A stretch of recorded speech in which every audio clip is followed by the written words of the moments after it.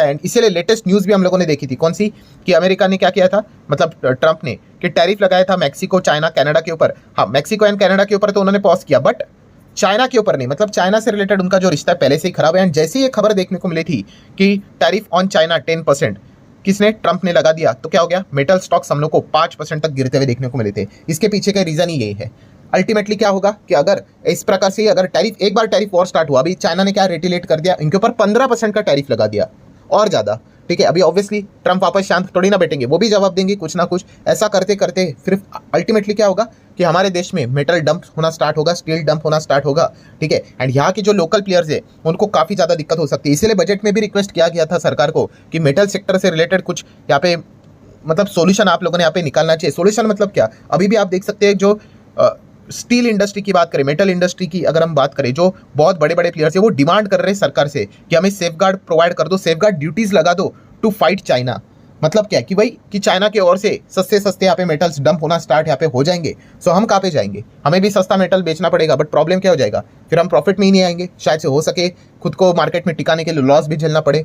तो ये रिक्वेस्ट बार बार की जा रही है। सो फर्स्ट पॉइंट जो आपने यहाँ पे देखा है, इससे कंक्लूजन क्या निकला कि अगर, याद रखना बहुत अच्छे से मैं कह रहा हूँ कि अमेरिका एंड चीन, चाइना, इनके बीच में अगर इसी प्रकार से अगर ट्रेड वॉर बढ़ता रहा तो डेफिनेटली मेटल सेक्टर इसके बीच में पिसता रहेगा, ठीक है। तो ये पॉइंट आप लोगों ने अच्छे से समझना है। हाँ, अगर यहाँ पे जाके अगर अमेरिका बैकफुट पे चला जाता है, बोलता है कि अरे नहीं नहीं, चाइना के ऊपर अभी हम जो टैरिफ लगाया था चलो हटा देते हैं करके, जिसकी शुरुआत थोड़ा बहुत तो उन्होंने कर दी स्मॉल पैकेजेस को लेकर। उन्होंने क्या कर दिया, जो सामान चाइना से इंपोर्ट हो रहा था, चलो वो थोड़ा टैरिफ से रिलेटेड उन्होंने वहाँ पे रिहाई दे दी, ठीक है। अगर ऐसा वो सारी चीज़ों के ऊपर वापस स्टार्ट कर देते तो फिर अच्छी बात है। तो इसलिए अपडेटेड रहना काफ़ी इंपॉर्टेंट चीज़ है भाई, ठीक है। बट अगर ऐसा ना होते हुए एक दूसरे के ऊपर अगर ये भड़ास निकाल देते जैसे कि पहले ट्रंप के कार्यकाल में हुआ था, तो मेटल सेक्टर की जो हालत हम लोग को देखने को मिल रही थी, सो वो वापस यहाँ होने के लिए टाइम नहीं लगेगा। तो ये सबसे बड़ा प्रॉब्लम रहता है, ये काफ़ी बड़ी अनसर्टेनिटी देखने को मिल जाती है। तो अगर आप मेटल सेक्टर के कंपनीज को स्टडी कर रहे हो तो याद रखना आपको ट्रंप के ऊपर एंड ट्रंप की जो चाइना के प्रति जो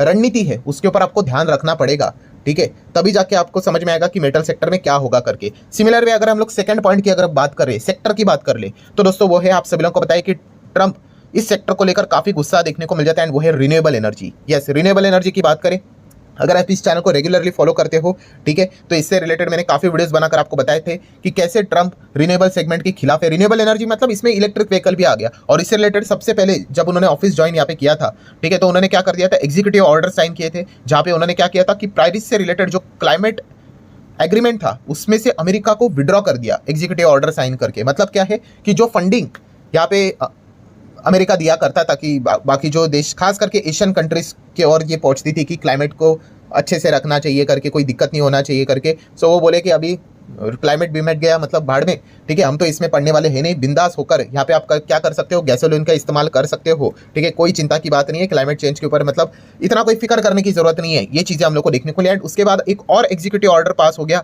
कि उन्होंने क्या कर दिया, बाइडन ने जो फैसला लिया था 50% ईवी टारगेट का, वो उन्होंने रिवोक कर दिया।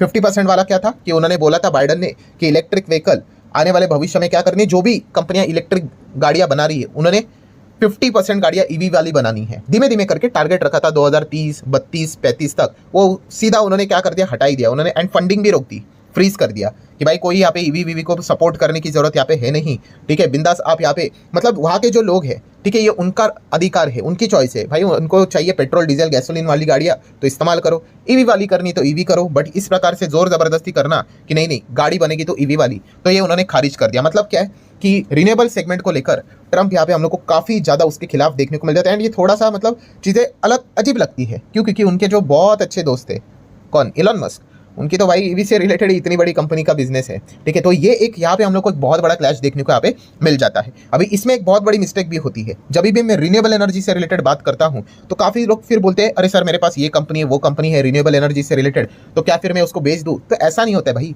प्रॉब्लम कहाँ पे, अमेरिका में है। अमेरिका, ट्रंप यहाँ पे कह रहे हैं कि हम तो भाई रिन्यूएबल सेगमेंट को ज़्यादा बढ़ावा नहीं देंगे, या फिर जो भी चीज़ें रिन्यूएबल से रिलेटेड बाहर से देश में, हमारे देश में इंपोर्ट की जाएगी उसके ऊपर हम भयंकर टैक्स लगा देंगे, ठीक है। सो ऐसे कंपनियाँ जो अमेरिका के साथ रिन्यूएबल सेगमेंट से रिलेटेड काम कर रही है, ठीक है, उनको आप लोगों ने स्टडी करना चाहिए। हाँ, वहाँ पे आप चाहो तो बच सकते हो, क्योंकि अगर वहाँ पे बहुत बड़ा रेवेन्यू कॉन्ट्रीब्यूशन अगर अमेरिका से ही आता है तो फिर उनको दिक्कत होगी ही होगी, ठीक है। बट अगर आपकी कंपनी इंडिया में ही बिजनेस करती है तो फिर कौन, मतलब क्या फर्क पड़ता है फिर वहाँ पे वो टैरिफ लगाए ना लगाए, अमेरिका से कोई ताल्लुक ही नहीं है, देश में ही काम करती है, ठीक है, देश में ही उनके कॉन्ट्रैक्ट से ऑर्डर है, ज़्यादा कुछ एक्सपोर्ट से रिलेटेड चीज़ें आती ही नहीं है, ठीक है, एंड अगर आता भी है तो अमेरिका उसमें इन्वॉल्व नहीं है, तो फिर आपको चिंता करने की जरूरत नहीं। तो ये आपने चेक करना होता है। तो अच्छा, तो इसको कैसे चेक करें? तो बहुत ही सिंपल है, कंपनी की एनुअल रिपोर्ट पढ़ना होती है। ये मैंने कितनी बार वीडियो बनाकर आपको बताया। कंपनी के ऑफिशियल वेबसाइट की आपको एनुअल रिपोर्ट मिलेगा, या फिर आप किसी भी दूसरे भी वेबसाइट के ऊपर अगर आप चले जाओगे तो वहाँ पे भी आपको डॉक्यूमेंट्स में एनुअल रिपोर्ट मिलेगा। उसको डाउनलोड करके चेक करना कि कंपनी का जो रेवेन्यू सेगमेंट है उसमें आपको मिल जाएगा कि कितना बड़ा कंट्रीब्यूशन कहाँ से आ रहा है करके। अगर हमारे देश से आ रहा है रिन्यूएबल सेगमेंट से रिलेटेड तो कोई चिंता की जरूरत नहीं, क्योंकि हमारा देश तो रिन्यूएबल सेगमेंट में बहुत अच्छा बढ़ावा दे रहा है, अच्छा काम कर रहा है। हाँ, बट अगर रिन्यूएबल सेगमेंट में अगर उस कंपनी का सबसे बड़ा एक्सपोजर अमेरिका से आ रहा है, देन आपको फिर थोड़ा सा फिर देखना पड़ेगा भाई कि ट्रंप क्या करते हैं करके, फिर वो दिक्कतें यहाँ पे हो सकती है। तो एक लाइन में आंसर नहीं होता है दोस्तों, इसमें बहुत सारे इफ बट्स होते हैं। आपको वो एनालिसिस करके देखना पड़ता है कि आपकी कंपनी, ठीक है, अमेरिका से कितना पैसा कमाती है, एंड वो कमाती है तो उसका परसेंटेज कितना है वो मैटर करता है। अगर आप कहते हो कि अमेरिका से ही 50% बिजनेस आता है रिन्यूएबल सेगमेंट से रिलेटेड, तो भाई बैंड बच जाएगी, ठीक है। फिर लोअर सर्किट इसीलिए तो लग रहा है बहुत सारी कंपनीज में। एंड जहां से हम कह सकते हैं कि कोई अमेरिका से ज़्यादा बिजनेस नहीं होता है, 2-3-5% का होता है, तो ठीक है भाई, इतना कोई फर्क नहीं पड़ेगा। 95% बिजनेस इंडिया से चलता है, so nothing to worry.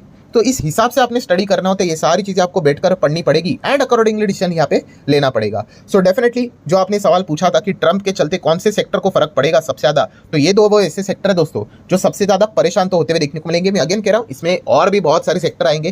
Trump से रिलेटेड फार्मा भी आता है, IT H1B वीज़ा को लेकर बहुत कुछ चल रहा है, बट ये दो ऐसे सेक्टर है जो कि हम कह सकते हैं कि इससे रिलेटेड तो ट्रंप का जो खुन्नस है वो पहले से हम लोग को देखने को मिल रहा है। लेट्स सी अभी आगे क्या होता है करके। सो आशा करते हैं वीडियो आपको इन्फॉर्मेटिव लगा होगा। चाहो तो लाइक एंड शेयर कर सकते हो, ठीक है। मिलते हैं कल, तब तक के लिए बाय बाय।